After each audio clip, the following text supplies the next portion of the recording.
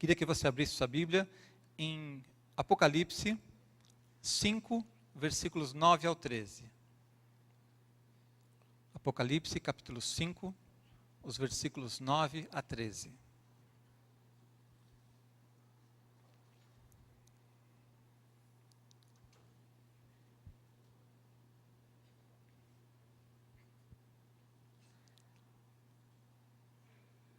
Apocalipse 5, versículos 9 a 13, diz o seguinte: E entoavam um novo cântico, dizendo: Digno és de tomar o livro e de abrir-lhe os selos, porque foste morto, e com teu sangue compraste para Deus os que procedem de toda tribo, língua, povo e nação. E para o nosso Deus os constituíste reino e sacerdotes, e reinarão sobre a terra. Vi e ouvi uma voz de muitos anjos ao redor do trono, dos seres viventes e dos anciãos, cujo número era de milhões e milhares de milhares, proclamando em grande voz: Digno é o Cordeiro que foi morto, de receber o poder, a riqueza e sabedoria e força e honra e glória e louvor. Então ouvi que toda criatura que há no céu e sobre a terra, debaixo da terra e sobre o mar, e tudo que neles há, estava dizendo: Aquele que está sentado no trono e ao Cordeiro, seja o louvor, e a honra, e a glória, e o domínio pelos séculos dos séculos. Amém? Eu não vou falar com vocês hoje, não vou pregar sobre o fim dos tempos, nem sobre os segredos do Apocalipse. Eu quero falar com vocês somente sobre a essência desse texto. E não somente a essência desse texto, mas a essência do livro de Apocalipse. A mensagem do livro de Apocalipse é que ele é digno. Amém? Jesus é digno. É isso que esse texto diz, é isso que foi entoado, foi declarado através daquelas vozes dizendo que ele é digno de receber o louvor, a honra, o poder, a glória. Jesus é o único que é digno de receber toda a sua adoração e a sua atenção, receber a sua vida, na verdade. Hoje existem muitos líderes, muitos mestres, muitos sábios no mundo à espera do reconhecimento.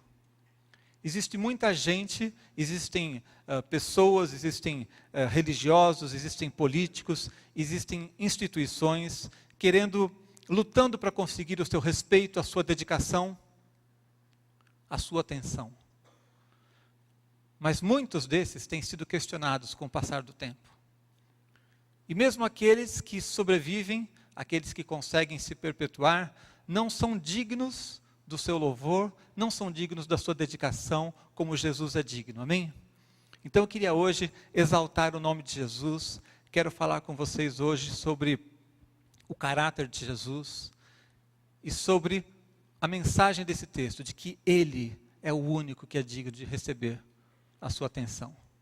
Acima de qualquer instituição, acima de qualquer tipo de liderança que se levante, acima de qualquer ideologia ou religiosidade que se levante, Jesus é o único que é digno de receber não somente a sua atenção, mas você foi chamado para ser um discípulo de Jesus, amém? Você foi chamado para ser um seguidor de Jesus. Você não foi chamado para honrar a Deus, honrar a Jesus e dizer que Ele é digno apenas através de um cântico.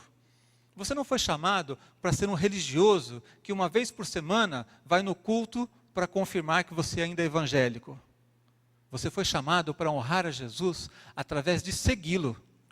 Jesus não chamou pessoas para serem religiosos, para formarem um culto em torno do nome dele. Ele chamou pessoas para serem seguidores. Seguidores são aqueles que olham para o exemplo de Jesus e repetem esse exemplo. Seguidores são pessoas que creem naquilo que ele disse e cumprem a sua palavra. Seguidores são pessoas que dão a sua vida por alguém, não por uma instituição ou por um pensamento, por uma ideologia, mas por uma pessoa que você olha e reconhece que é digno de receber o teu louvor, a tua adoração, receber a tua vida. Amém? Jesus mesmo disse lá em Mateus 10:38, quem não toma a sua cruz e vem após mim, não é digno de mim. Então Jesus é digno não somente de receber a sua atenção como um líder religioso, como um líder espiritual, não somente de receber o seu louvor, a sua adoração no momento de culto, mas ele disse: quem não vem após mim, não é digno de mim. Então nós temos que ir atrás de Jesus, amém? E o que é que Jesus estava dizendo quando ele diz que nós temos que, quem não vem após mim, o que ele está dizendo? Ir após ele é seguir os seus passos, seguir os passos de Jesus, agir segundo o padrão de vida que ele nos deu, agir segundo o padrão de pensamento que ele nos deu, agir dentro da missão que ele nos confiou, amém? Então você está aqui para ser um seguidor de Jesus, muito mais do que qualquer outra coisa. Nós temos que honrar a Jesus, sendo discípulos dele. E se ele é digno de ser seguido, eu quero ser um digno seguidor dele, amém? E é assim que nós vamos honrá-lo. É assim que nós vamos declarar que Jesus é digno, quando nós o reconhecemos como o Senhor das nossas vidas. Quando nós o seguimos e nos tornamos de fato discípulos de Jesus, amém? Então eu quero mostrar para vocês, eu disse agora no início, que existem muitos líderes, muitas pessoas querendo conquistar a sua atenção, não é? E que Jesus está acima de qualquer outro, que Jesus é digno, esse é o tema dessa palavra, ele é digno. Então eu quero mostrar para vocês por que é que Jesus é digno de que você o siga de todo o coração. Em primeiro lugar, Jesus passou em vários testes. O primeiro deles é que ele passou no teste do amor. Jesus passou no teste do amor. Porque muitos líderes, muitas pessoas são seguidas porque têm um discurso eloquente, não é verdade? Algumas pessoas têm um domínio da palavra e têm um domínio, às vezes, da multidão, que a gente fica impressionado. Eu sempre fiquei intrigado com relação a como é que um cara como Hitler teve tantos seguidores. Porque a gente olha assim, a figura não é muito simpática, não é? Não é muito agradável. O que ele fez também não é digno de nenhum respeito. Mas ele conseguiu atrair multidões. E os historiadores dizem que ele tinha uma retórica muito convincente. Quando ele falava, ele conseguia hipnotizar aquelas pessoas. Além disso, ele se tornou um líder porque ele trouxe um benefício econômico para uma situação em que as pessoas estavam muito oprimidas, a Alemanha empobrecida, e ele conseguiu trazer um benefício para aquele povo. E as pessoas, então, deram crédito a ele. Então, há líderes que aparecem pelo seu carisma, ou pelo seu poder de persuasão, pela sua retórica, porque falam muito bem, ou porque têm ideias interessantes, porque são muito inteligentes. Há líderes que aparecem porque defendem uma causa justa, mas poucos líderes conseguem realmente demonstrar que amam os seus seguidores. E mesmo entre esses, ninguém tem um amor semelhante ao de Jesus, ninguém passou pelo teste do amor como Jesus passou. Nós vemos que Jesus, ele deu a sua vida, ou seja, o amor de Jesus foi demonstrado da maneira mais prática e mais radical possível. É muito fácil a gente dizer assim, eu amo vocês. Ora, a maioria aqui eu não sei nem qual é o nome. É muito fácil declarar o amor. É muito fácil trazer palavras bonitas de consideração. Mas Jesus, ele demonstrou o seu amor, porque ele morreu por você, amém? Ele deu a sua vida ali na cruz. E ainda assim nós podemos pensar, olha, mas tem outras pessoas que já deram sua vida por uma causa. É verdade, não é? Algumas pessoas morreram por uma causa. Muitas pessoas morreram, por exemplo, pelo comunismo. Muitas pessoas morreram por uma série de ideologias. Muitas pessoas morreram para tentar libertar o seu povo de uma opressão estrangeira, por exemplo. Mas o amor de Jesus é diferente. O amor de Jesus é superior a todo e qualquer um desses. O próprio Napoleão Bonaparte, que foi um grande general, ele disse assim, Alexandre, César, Carlos Magno e eu fundamos impérios, mas em que baseamos nossas criações geniais? Na força. Jesus Cristo fundou um império baseado no amor, e até hoje milhões de pessoas morreriam por ele. Napoleão, como um grande líder, parece que ele está com uma certa inveja de Jesus. Não é que ele é um crente, não. Ele está olhando, ele admirava a liderança, ele como um grande líder, parece que ele olhou para Jesus e falou assim, olha, eu fiz grandes coisas, Eu tenho grandes conquistas, mas foi na base da força. E muitos líderes se levantaram e construíram impérios. Como é que Jesus conseguiu, somente com uma mensagem de amor, construir um império, e até hoje, milhões de pessoas morreriam por ele? Por mim, eu acho que ninguém morreria. Parece que ele está com um certo ciúme do nível de liderança que Jesus alcançou através do amor. Então, Jesus deu a sua vida. Ele dedicou-se aos seus discípulos durante toda a sua vida. Ele dedicou-se aos seus discípulos através da sua morte. E mesmo após a morte, ressurreto, Jesus continua demonstrando o seu amor por nós. Amém? A Bíblia diz que Deus prova o seu próprio amor para conosco pelo fato de Cristo ter morrido por nós, sendo nós ainda pecadores. Jesus amou os não amáveis. Quando um Nelson Mandela se levanta para servir o seu povo, ele está servindo a pessoas iguais a ele. Ele está servindo a pessoas parecidas com ele. Ele está servindo a pessoas que estão no nível dele. Jesus é o Filho de Deus. Jesus nunca pecou. E ele amou e deu a sua vida por gente pecadora, por gente tão destituída de valor como nós. Deus nos amou porque o amor dele é tremendo. Não porque nós sejamos tão amáveis. Fala sério, fala a verdade. Não é que nós sejamos tão bons assim. Jesus olhou e falou, que gente maravilhosa. Esses caras nunca fazem nada de errado, nunca me ofendem.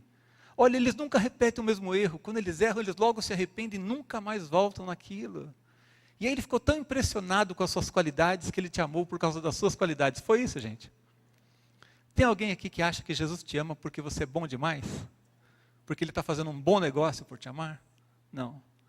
Ele amou os não amáveis. E essa é a grande diferença do amor de Jesus. Deus prova o seu amor para conosco por Cristo ter morrido por nós, sendo nós ainda pecadores. Não foi quando a gente se arrependeu e se voltou para Deus e pediu perdão que ele morreu por nós. Ele veio e morreu por nós quando nós éramos ovelhas desviadas, desgarradas. Quando ninguém buscava a Deus. Quando até os que buscavam de uma maneira falsa, religiosa. Jesus nos amou e demonstrou o seu amor indo até a morte de cruz, porque o amor está nele. Ninguém amou como ele, ninguém pode se comparar a ele. Mesmo que alguém tenha morrido por uma causa, por amor a alguém, essa pessoa morreu por alguém semelhante a ele. Talvez algumas pessoas tenham morrido por pessoas superiores a ele, mais dignas do que ele. Mas Jesus morreu por pessoas que estavam muito abaixo dele. Infinitamente abaixo dele. A criatura e ainda desviada pelo pecado, comparada com a dignidade do Senhor, está lá embaixo. E ele amou os não amáveis. Ele nos amou e deu a sua vida por nós. Um texto que diz isso muito claramente, Filipenses 2, de 6 a 11, fala de como Jesus se humilhou. Ou seja, só por ter vivido entre nós, Jesus já estava fazendo um sacrifício muito maior do que aqueles que morrem por uma causa. Só por ter descido até nós. Isso já foi um grande desprendimento. Mas ele não somente desceu, mas morreu e morreu uma morte terrível, que é a morte de cruz. Lá em Filipenses 2, de 6 a 11, então diz assim, pois ele subsistindo em forma de Deus, não julgou como usurpação o ser igual a Deus. Antes, a si mesmo se esvaziou, assumindo a forma de servo, tornando-se semelhante aos homens, e reconhecido em figura humana, a si mesmo se humilhou, tornando-se obediente até a morte e morte de cruz. Pelo que também Deus o exaltou sobremaneira, e lhe deu o nome que está acima de todo nome, para que ao nome de Jesus se dobre todo o joelho, nos céus e na terra e debaixo da terra, e toda língua confesse que Jesus Cristo é o Senhor, para a glória de Deus Pai. Amém? Você pode aplaudir ao Senhor? Pode exaltá-lo? Porque Ele é digno, amém? Ele é digno de receber a sua adoração. Ele desceu e só por descer até a humanidade, se fazer semelhante a nós, já foi um grande desprendimento. E além disso, Ele foi até a morte e até a morte de cruz. Quando alguém morre por uma causa, quando alguém morre por alguém, ele está apenas antecipando a sua morte. Porque é uma pessoa já condenada à morte, morrendo por alguém. Se eu, por exemplo, morrer por vocês, eu estou antecipando minha morte em algum tempo. Mas eu já ia morrer de qualquer jeito, eu só estou antecipando um pouquinho. Jesus não tinha que morrer. Jesus não tinha que viver nesse mundo aqui como em forma humana. Ele veio e se sujeitou a isso, como diz um texto lá em Atos, no capítulo 3, 15, que diz assim: matastes o autor da vida. A morte de Jesus por nós é muito superior a qualquer sacrifício que alguém possa fazer por outros. Porque foi o autor da vida que morreu por você. Aquele que criou a vida se sujeitou à morte por amor a você. Então ninguém passou no teste do amor, ninguém amou como Jesus, ninguém fez um sacrifício semelhante ao de Jesus, ninguém pode se comparar a Jesus quando se trata de servir e amar os seus. Hoje existe uma linha dentro dos livros, das palestras sobre liderança, fala-se muito sobre liderança servidora. É uma visão que ensina que o líder, acima de tudo, ele tem que servir as pessoas e servir a missão que ele se dedica. Não existe nenhum exemplo digno como o de Jesus em relação à liderança servidora. Ninguém serviu e abençoou os seus seguidores como Jesus fez e faz até hoje. Ele serviu-nos quando viveu aqui. Ele serviu-nos morrendo por nós e Ele nos serve e nos abençoa através da sua intercessão todos os dias. Jesus está à direita do Pai intercedendo por você. Você não está servindo, não está adorando a um defunto, a um morto. Você não está servindo e adorando a alguém vivo que está condenado à morte. Você está servindo a alguém que está à direita do Pai, intercedendo por você e que está vivo hoje. Amém? Jesus demonstrou o seu amor por nós. E a Bíblia diz que nós também devemos demonstrar nosso amor. Você, como seguidor de Jesus, tem que ter a marca do amor também. Sabe como as pessoas vão conhecer o amor de Jesus? Através da sua vida. A Bíblia diz lá, em João 13, 35, nisso conhecerão todos que sois meus discípulos, se tiverdes amor uns aos outros. A coisa mais importante que você pode fazer para honrar a Jesus, para demonstrar que você o considera digno da sua adoração, não é o seu cântico, não é a sua dedicação de vir a um culto, é você demonstrar o amor de Jesus. Porque Jesus passou no teste do amor. E nós, como seus discípulos, temos que, em primeiro lugar, demonstrar o amor de Jesus também. Porque Ele mesmo falou que as pessoas vão conhecer que nós somos discípulos, se nós amarmos uns aos outros. Amém? Jesus passou nesse teste. O segundo teste que Jesus passou foi o teste da integridade. E o teste da integridade é outro que derruba muitos líderes. Falar bem, muita gente fala, gente. Ter ideias brilhantes, muita gente tem. Agora, sustentar-se ao longo de toda uma carreira e após a sua morte, demonstrar-se sempre íntegro e coerente em tudo o que faz, é algo que derruba muitos líderes. É um teste difícil para muita gente. Desde o início na faculdade teológica, eu me lembro que sempre diziam, e é uma frase muito comum, que a gente deve pregar o que vive e viver o que prega. Amém? Amém, mas ninguém consegue fazer isso. Amém, mas isso é um alvo digno de ser seguido. Só que, de fato, não existe nenhuma pessoa, não existe nenhum pregador que consiga cumprir isso de maneira perfeita. É verdade ou não é? A gente deve pregar aquilo que a gente vive. E a gente deve viver aquilo que a gente prega. Mas quando a gente está pregando a palavra, a gente está pregando verdades absolutas. A gente está pregando a palavra eterna de Deus. E será que algum pregador nesse mundo consegue ser fiel, coerente em tudo que faz? O tempo todo? As pessoas, a doutrina católica diz que o Papa é inerrante. A partir do momento que ele está lá como Papa, ele não erra. Isso é um dos grandes erros dessa doutrina. Não há homem perfeito. Não há nenhum líder que consiga ser 100% coerente. Eu posso pregar uma mensagem linda para vocês sobre fé e no dia seguinte passar por uma prova e não ter a fé que eu preguei. Porque quando eu prego, eu estou pregando a verdade perfeita, absoluta. Palavra de Deus. Mas nenhum líder consegue ser totalmente coerente. O ideal é que a gente seja o máximo possível coerente com aquilo que a gente prega. Quando isso começa a se distanciar, esse líder começa a ser desqualificado. Quanto mais distante um líder estiver daquilo que ele ensina, daquilo que ele prega, mais desqualificado ele é como líder. E alguns estão tão lá embaixo, têm uma vida tão incoerente, que não merecem nem o título que usam. Vocês sabem, hoje, quantos pastores que não deveriam ser chamados de pastores de jeito nenhum, porque não estão pastoreando ninguém, estão esfolando as ovelhas.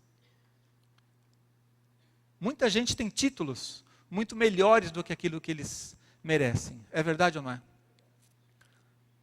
Mas quando você olha para Jesus, em Jesus você nunca vai encontrar a mínima incoerência. Amém? Jesus passou no teste da integridade. Mateus 7, 29 diz assim: porque ele as ensinava como quem tem autoridade e não como os escribas. Ele as ensinava como quem tem autoridade e não como os escribas. Aqui está falando de como as pessoas começaram a ficar surpresas com Jesus. E eles diziam assim: olha, esse homem é diferente, porque os escribas, os religiosos, eles falam, mas não têm autoridade naquilo que falam. Eles pregam, mas eles não vivem o que estão pregando. E logo que Jesus começou a pregar, a primeira coisa que a multidão notou: esse é diferente. Existe autoridade nas palavras de Jesus. Existe uma coerência que é inegável. Desde pequeno, ainda um pré-adolescente no templo, as pessoas se impressionavam com Jesus. E começaram a ver que ele era diferente de todos aqueles religiosos, que pregavam, falavam de princípios religiosos, mas que não viviam isso. Até mesmo os inimigos de Jesus reconheciam a sua integridade. Veja só, os seus inimigos, aqueles que querem te destruir, reconhecer que você é íntegro. Vocês se lembram, todos aqui devem conhecer, aquela passagem em que uma mulher foi apanhada no ato de adultério, e os fariseus ali queriam, de algum jeito, pegar Jesus, e eles disseram assim: vamos levar essa mulher diante de Jesus. A lei diz que ela tem que ser apedrejada. E aí Jesus vai ficar numa cilada. Por quê? Se ele disser para não cumprir a lei, então nós vamos acusá-lo de descumprir a lei. E eles sabiam que Jesus era tão coerente com aquilo que ele pregava, Jesus amava tanto que ele iria perdoar. Eles apostaram na integridade de Jesus para pegá-lo. Não encontrando defeito, não encontrando falha, eles tentaram pegar Jesus numa cilada usando a sua integridade. Eles sabiam que Jesus era íntegro. E tentaram usar isso contra ele. Vamos fazer isso aqui porque ele vai ser íntegro. Ele vai ser coerente. Ele prega amor e ele vai amar. Ele vai dar um jeito de perdoar essa mulher e aí nós vamos acusá-lo. Eles só não sabiam como é que Jesus ia sair dessa. Mas eles acreditaram na integridade de Jesus. Você imagina o que é isso? Um líder em que os seus próprios opositores, para tentar pegá-lo, têm que apostar na sua integridade. Então, nós vemos frequentemente que líderes admirados acabam tendo, às vezes, algum motivo de escândalo na sua vida. Pessoas que às vezes servem a Deus por 10, 20, 30 anos, 40 anos, e às vezes no final da sua vida fazem uma bobagem. Ou descobre-se que ele não era tão íntegro como se imaginava. Isso acontece, infelizmente. Quantos pastores têm uma carreira bonita, uma carreira brilhante, fazem obras maravilhosas, constroem coisas tão bacanas que a gente admira, e num dado momento na sua vida falham, caem. Ou então você admira um pastor e um dia você vê uma atitude errada nele, você vê uma atitude incoerente. Né? Você está me vendo aqui, pode ser que esteja, por ouvir essa palavra, me dando um nível de credibilidade alto. E aí um dia você me vê na rua e pode ser que você me dê uma fechada e eu responda com agressividade. Aí você diz: o pastor não é tão bom assim como eu pensava. Ou basta que a gente entre um dia apressado na igreja e às vezes nem olha para a pessoa, não cumprimenta, as pessoas dizem: esse pastor não é tão coerente assim, ele pregou o amor outro dia e ele nem sabe do meu problema, nem liga para mim. Nenhuma pessoa passa no teste da integridade como Jesus. Muitos homens, infelizmente, caem. Muitas pessoas se mantêm dignas do respeito das pessoas por algum tempo. E às vezes, depois da sua morte, se descobre que eles não eram tão bons assim. Eu falei do Hitler. Outro dia eu fiquei decepcionado. Um líder que eu admirava, o Henry Ford, fundador da Ford, né? É uma pessoa muito citada como um bom exemplo de liderança, de tantas coisas. Depois descobri que ele era simpatizante do comunismo. Do nazismo. Eu falei, que coisa. Admirava tanto a pessoa, fez tantas coisas interessantes, é citado nos livros de liderança como um exemplo de um líder maravilhoso e tal. Aí um dia você descobre uma mancha dessas na vida da pessoa. Em Jesus você nunca vai encontrar o mínimo de falta de integridade. Jesus foi questionado por todos. Jesus foi questionado pela multidão, foi questionado pelos religiosos, o tempo todo sendo testado pelos fariseus, e nunca houve um momento em que ele deixasse de demonstrar integridade. Amém? Então Jesus passou no teste da integridade. O terceiro teste que Jesus passou e que demonstra que ele é digno foi o teste da sabedoria. Você seguir uma pessoa, seguir uma ideologia e depois descobrir que essa ideologia não funciona, é complicado, não é?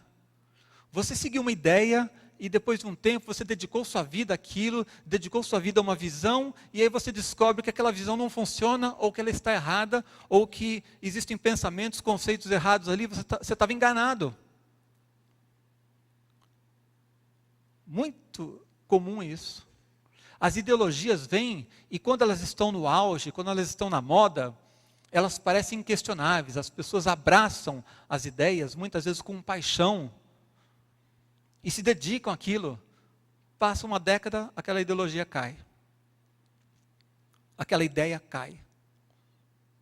Um conhecido meu, que é psicólogo, já idoso, ele disse assim, olha, eu tive filhos em idades diferentes, e eu como psicólogo, nos anos 60, criei o meu filho segundo a doutrina da psicologia daquele momento. Nos anos 70 tinha mudado a ideia e eu criei o meu segundo filho segundo o pensamento dos anos 70. E até hoje não sei qual que está certo. Não sei se algum deles está certo. Ou seja, ele seguiu uma ideia, ele seguiu uma doutrina, ele seguiu um pensamento, mas ele nem sabe se aquele pensamento é realmente verdadeiro, se ele é coerente. Muitas pessoas deram sua vida por doutrinas e ideologias, e essas ideologias passaram, caíram em descrédito. Quando você segue a Jesus, você está seguindo aquele que é verdadeiro, amém? Jesus passou no teste da sabedoria. Ele mesmo disse assim, passará o céu e a terra, porém as minhas palavras não passarão. Passará o céu e a terra, mas as minhas palavras não passarão. Quando você segue a Jesus, você não está seguindo uma ideologia qualquer que está sujeita a cair em descrédito. Você está seguindo aquele que declarou que as suas palavras nunca passarão. Amém? Nunca ficarão desatualizadas. Jesus nunca vai ficar desatualizado. Outro dia uma pessoa estava questionando outra, mas você ainda acredita na Bíblia? Esse livro é tão antigo. A palavra de Deus nunca vai passar, nunca vai perder a atualidade. Ela continua respondendo às necessidades das pessoas de hoje, ela continua sendo verdadeira.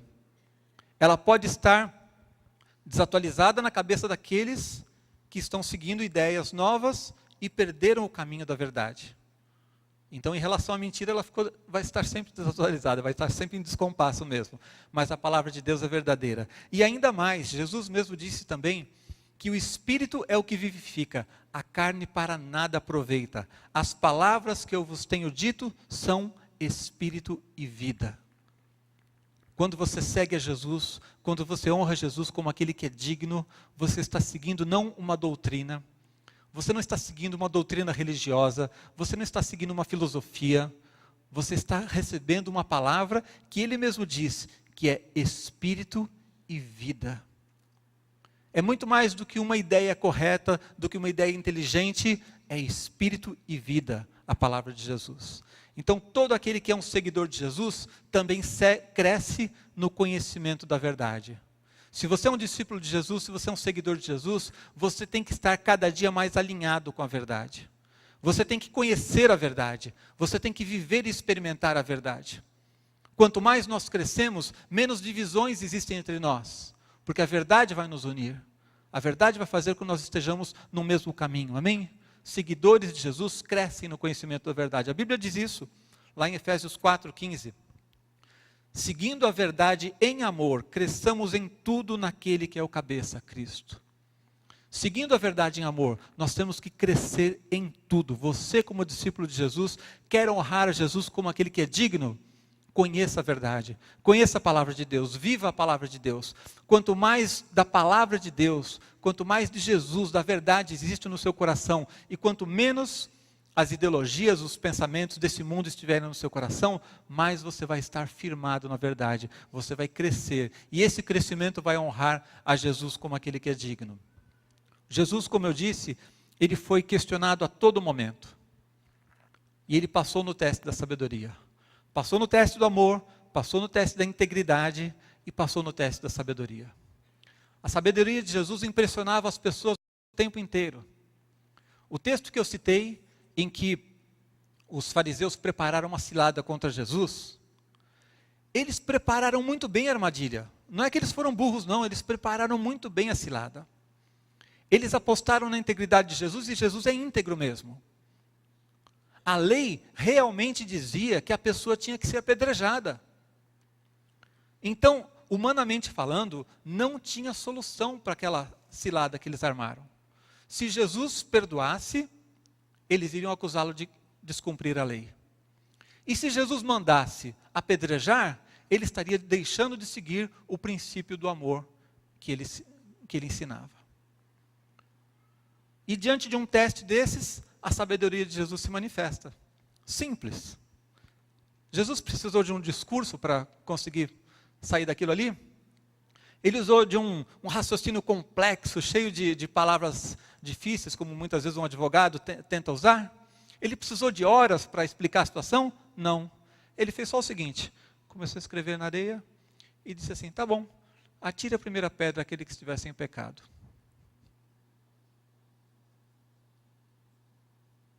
Um a um foram saindo, a começar pelos mais velhos, tinham mais pecado para reconhecer, tinha mais tempo de pecador, e foram saindo e foram embora.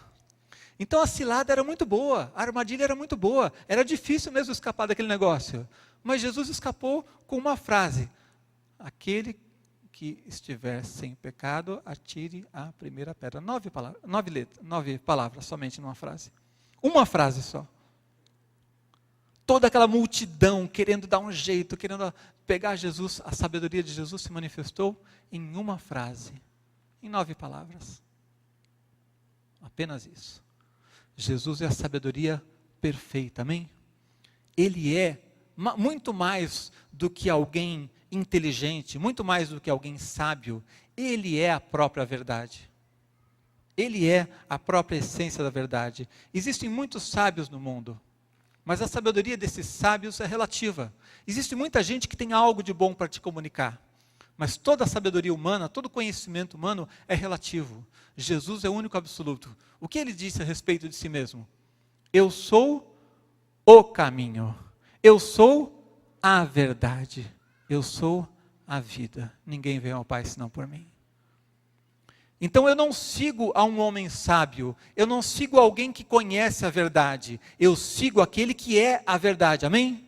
Jesus é o caminho, é a verdade, é a vida. Então, os sábios do mundo são nada diante de Jesus. As palavras de Jesus são eternas. A sabedoria que ele expressa é a sabedoria de Deus, é a verdade. Não é só um homem inteligente, não é uma pessoa eloquente, não é uma pessoa sábia, como muitos sábios existem no mundo, mas ele é o caminho, ele é a verdade, ele é a vida.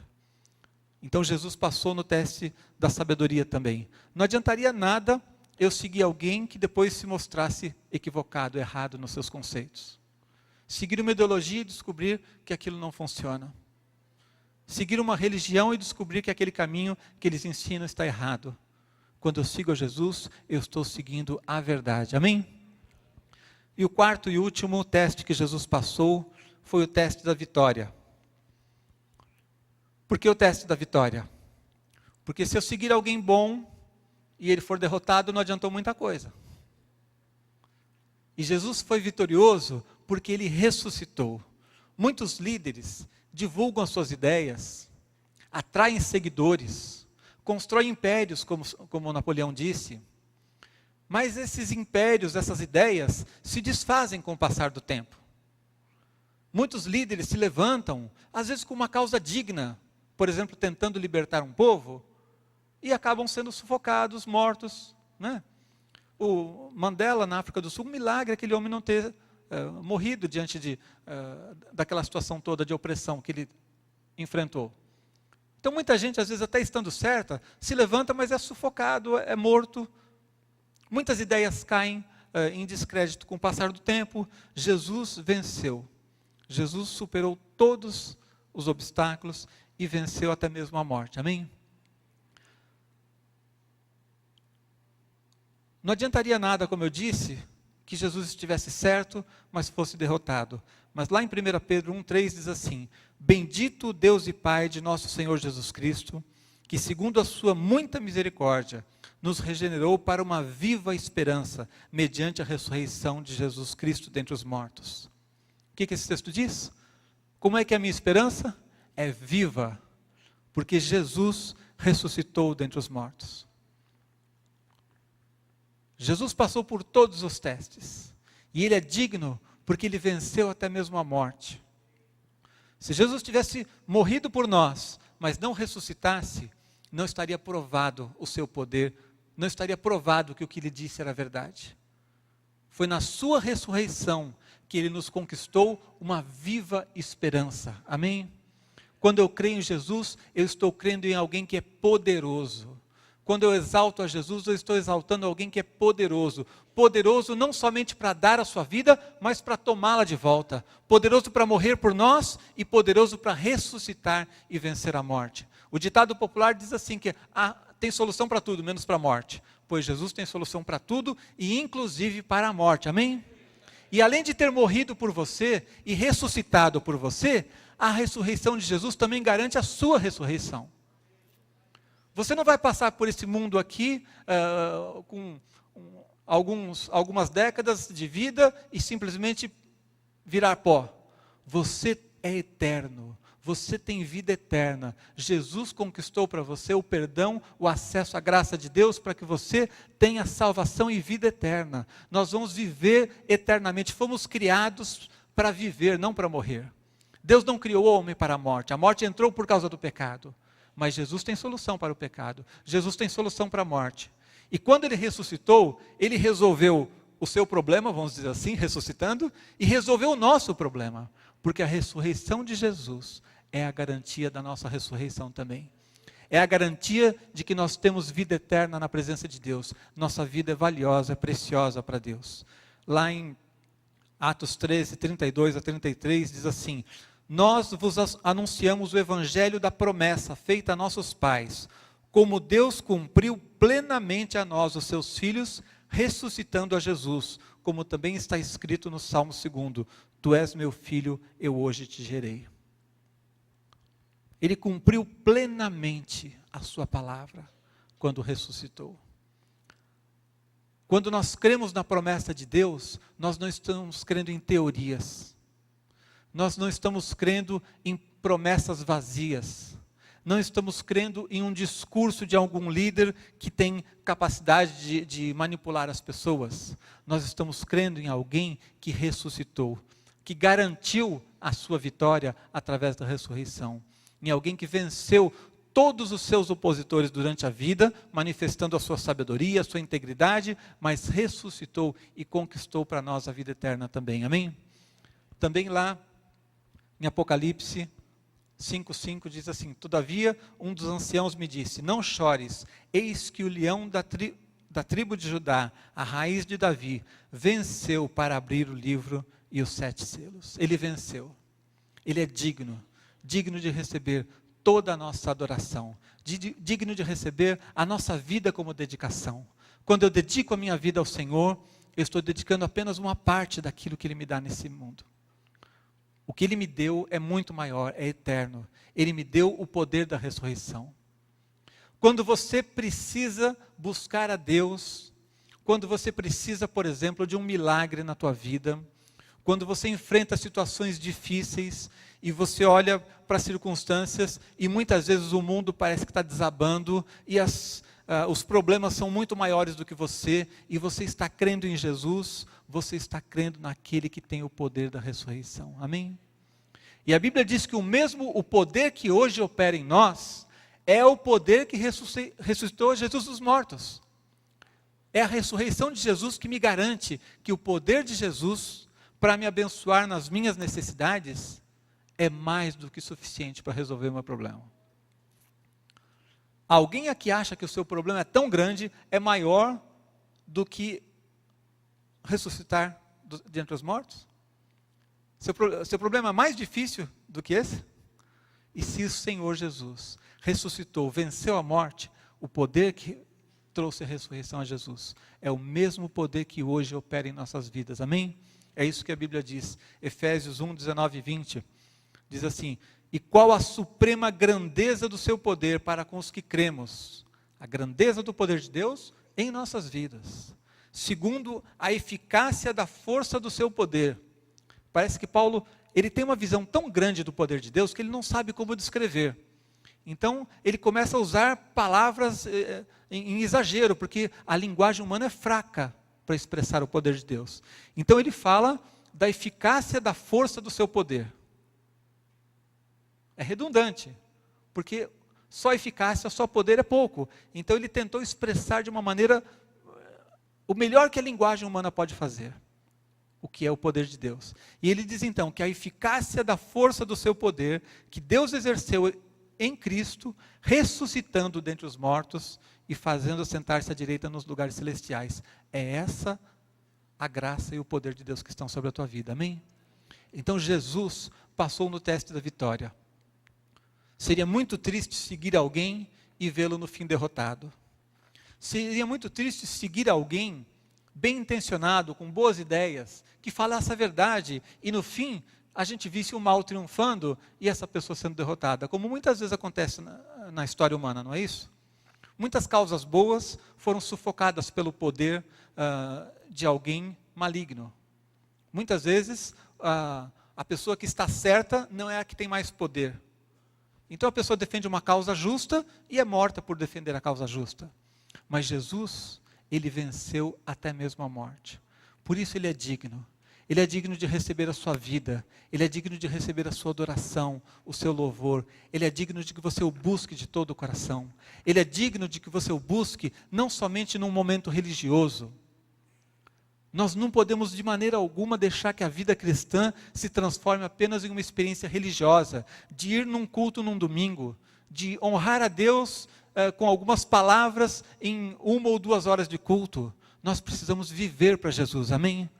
Precisamos servir a Jesus, precisamos seguir a Jesus. O motivo de você estar vivo é aquilo que você pode fazer para Jesus.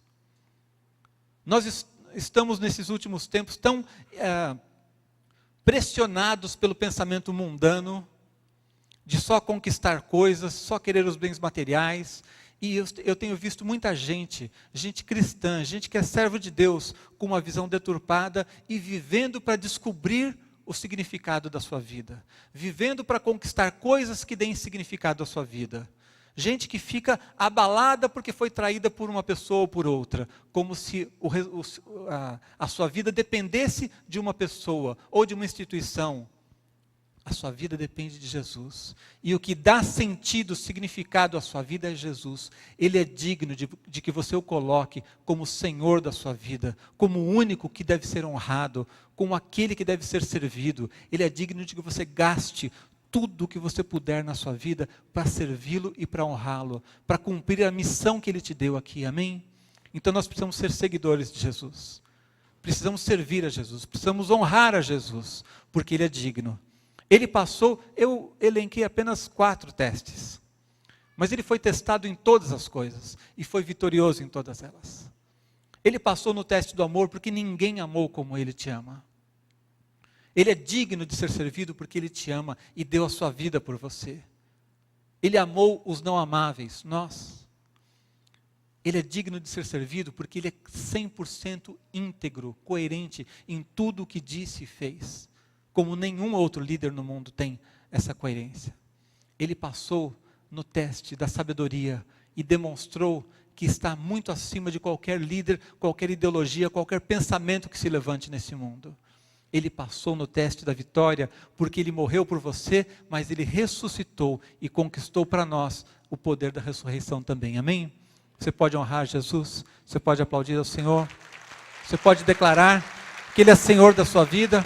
Consagre tua vida a Deus agora. Dê uma resposta ao Senhor. Pai, no nome de Jesus, eu clamo pela vida de cada um dos teus servos nessa manhã aqui, ó Deus. Enche-nos do teu poder, enche-nos do teu Espírito, ó Deus. Queremos te honrar a cada dia, Pai, e te honramos quando somos vitoriosos. Te honramos quando o teu Espírito pode agir livremente em nós.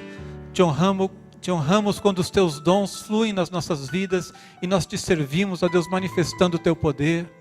Nós te honramos quando estamos cheios do teu amor, ó Deus, e manifestamos o teu amor a esse mundo tão carente, tão necessitado, ó Deus, da tua graça. Nós te honramos quando dependemos da tua graça e tudo aquilo que fazemos glorifica o teu nome, em vez de glorificar o nosso próprio poder, a nossa capacidade. Nós te honramos quando dobramos nossos joelhos na nossa casa, com a nossa família, quando buscamos ao Senhor em todo o tempo. Te honramos quando te colocamos em primeiro lugar. Te honramos, ó Deus, quando reconhecemos que tu és digno de receber toda a nossa vida, que tu és aquele que dá sentido à nossa vida, quando a nossa vida realmente é marcada como servos do Senhor. Aquilo que nos faz ter significado nessa vida é o fato de que servimos a um Senhor que é vivo, que venceu a morte, que é sábio, que é o autor da vida, aquele que é o caminho, a verdade e a vida. Pai, no nome de Jesus, enche-nos do teu Espírito, para que nós consigamos de fato te honrar a cada dia. Tu és digno de receber tudo o que nós temos, tudo o que nós somos, tudo o que nós pudermos fazer e sonhar, ó Deus. Coloca no coração de cada um dos teus servos aqui sonhos que venham do Senhor, ó Deus. Desejos de realmente fazer aquilo que agrada o teu coração, ó Pai. De fazer a tua vontade, de consagrar as suas vidas como servos do Senhor, Pai. Quebra toda indiferença, todo egoísmo no nosso coração, ó Deus. Toda visão errada de vivermos nesse mundo para servirmos a nós mesmos e de buscarmos ser servidos somente. Nós queremos te honrar com as nossas vidas. Dedique a sua vida a Deus agora. Faça uma oração no seu coração, uma oração de consagração. Declare para Jesus que você é dele, que você está aliançado com ele. Venha o que vier, seja quais forem as circunstâncias, você está aliançado com Jesus, para honrá-lo e declarar a esse mundo que ele é digno, ele é digno, ele é digno, no nome de Jesus. Amém. Glória a Deus.